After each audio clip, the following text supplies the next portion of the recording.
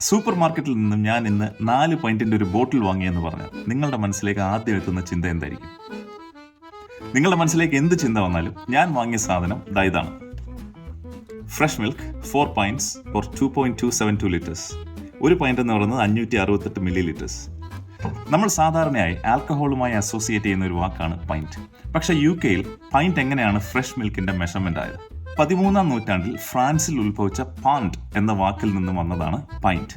ഫ്രാൻസിൽ ലിക്വിഡ് കണ്ടെയ്നേഴ്സിന്റെ സൈഡിൽ അളവ് കണക്കാക്കാൻ വേണ്ടി പെയിന്റ് ചെയ്തു വെച്ച മാർക്കുകളെയാണ് അവർ പാൻഡ് എന്ന് വിളിച്ചിരുന്നത്.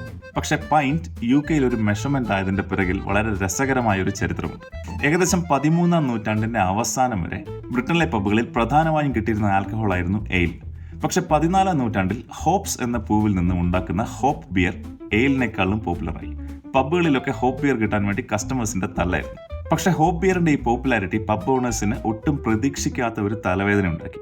മെഷർമെന്റ് സ്റ്റാൻഡേർഡ്സ് ഒന്നും ഇല്ലാതിരുന്ന ആ കാലത്ത് പബ്ബിലെ ബാർടെൻഡേഴ്സ് അറിഞ്ഞോ അറിയാതെയോ പല കസ്റ്റമേഴ്സിനും പല അളവുകളിലാണ് ബിയർ ഒഴിച്ചിരുന്നത്. കസ്റ്റമേഴ്സ് ഇതൊരു വലിയ പ്രശ്നമാക്കി മാറ്റി. പബ്ബുകളിലൊക്കെ ഇതിനെ ചൊല്ലി എന്നും വഴക്കുണ്ടാവാനും തുടങ്ങി. ഈ പ്രശ്നം പരിഹരിക്കാനായി ബ്രിട്ടീഷ് പാർലമെന്റ് ദ എയിൽ മെഷർ ആക്ട് എന്ന പേരിൽ 1698 ഒരു നിയമം ഇറക്കി. പബ് ഓണേഴ്സ് ഇനി മുതൽ പൈൻറ്റ് അളവിലുള്ള സ്റ്റാൻഡേർഡൈസ്ഡ് മഗ്ഗുകളിലും ഗ്ലാസുകളിലും മാത്രമേ എയിലും ബിയറും വിൽക്കാവൂ എന്ന്. മാത്രമല്ല ആ ഗ്ലാസുകളിലൊക്കെ ഒരു അപ്രൂവ്ഡ് ക്രൗൺ സ്റ്റാമ്പും ഉണ്ടായിരിക്കണം. പിന്നീട് 1824-ൽ പൈൻറ്റ് എന്നത് 568 മില്ലി ലിറ്റേഴ്സായി സ്റ്റാൻഡേർഡൈസ് ചെയ്തു.